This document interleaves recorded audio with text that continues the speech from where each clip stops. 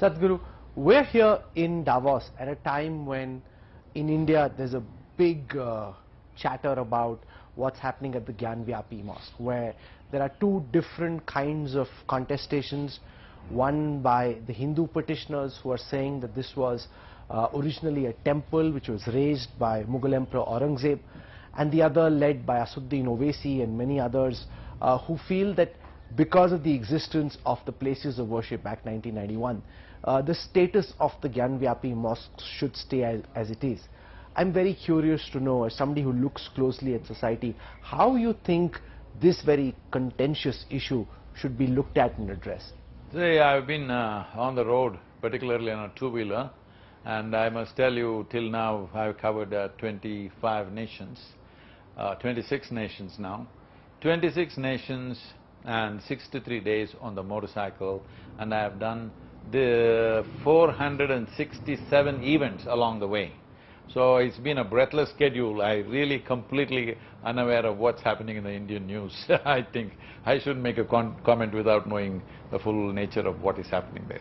But your broad sense of this idea that there were multiple temples which were raised by the Mughals, and now from Hindu Samaj this demand that, you know, what's happened, for example, at Kashi, what's happened at Mathura, Hindus should have the right to pray over there. Philosophically, how do you see this?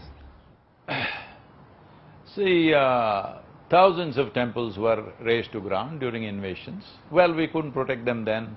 Now, talking about all those thousands of temples doesn't make sense, because you cannot rewrite history in that sense. But at the same time, very iconic places. I think the communities should sit down together and work this out. This is not for the benefit of the nation, that everything we fight, whatever you say I will oppose, whatever I say you will oppose. This is not the way forward.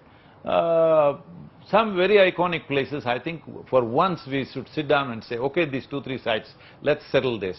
The rest of it, don't raise it again. I think we should do that instead of going one at a time, and keeping the controversy on, unnecessary enmity between communities. This is not necessary. I feel as a civilized society, for once we should sit down and say, okay, what are the issues? Can we settle it or not? We should sit down and settle it. There must be some give and take in this. About this particular thing, I am not conversant with the news, so I don't want to make a comment on that. But I feel that will be a way forward for both the communities, above all for the nation. It's important. I think we should stop thinking in terms of Hindu community and Muslim community.